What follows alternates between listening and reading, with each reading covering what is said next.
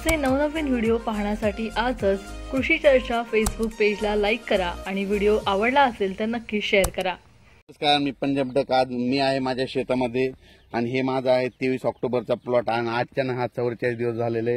एकरी 40 किलो बियाणं आपलं 50 किलो बियाणं पेरलेलं आहे आणि पाहू शकता त्याच्यानंतर जवळपास आता याला तिसरं पाणी चालू आहे आणि तिसरं पाणी पुन्हा पाण्यासोबत पुन्हा फवारणी देखील दोन केल्यात, 2 बुरशीनाशकाचे केलेत, एक झेनेट एकदा मारलं होतं आणि इमामॅक्टिन बेंजोएट मारलं होतं। हे पाहू शकता संपूर्ण आणि या ठिकाणी महाराष्ट्रातल्या शेतकऱ्याला अंदाज देणार आहे।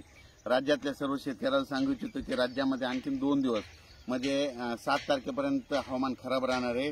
8च्या नंतर हवामान कोरडं होणार आहे म्हणून हा अंदाज लक्षात द्यायचा आणि 9 तारखेपासून 9 डिसेंबरपासून परत राज्यात थंडीला सुरुवात होणार आहे म्हणून हा अंदाज लक्षात घ्यायचा। 9 डिसेंबर ते 14 डिसेंबर पर्यंत राज्यात थंडी राहणार आहे।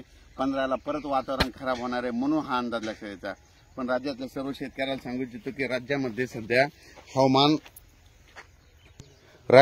7 तारखेपर्यंत जवळपास पावसाचं वातावरण राहणार आहे म्हणून हा अंदाज लक्षात घ्यायचा। पण राज्यात सांगायचं झालं तर जवळपास 9 तारखेपासून राज्यात थंडीला सुरुवात होणार आहे म्हणून हा अंदाज लक्षात घ्यायचा। त्याच्यानंतर 15-16च्या दरम्यान राज्यामध्ये परत एकदा ढगाळ वातावरण राहणार आहे म्हणून ही एक अंदाज लक्षात घ्यायचा।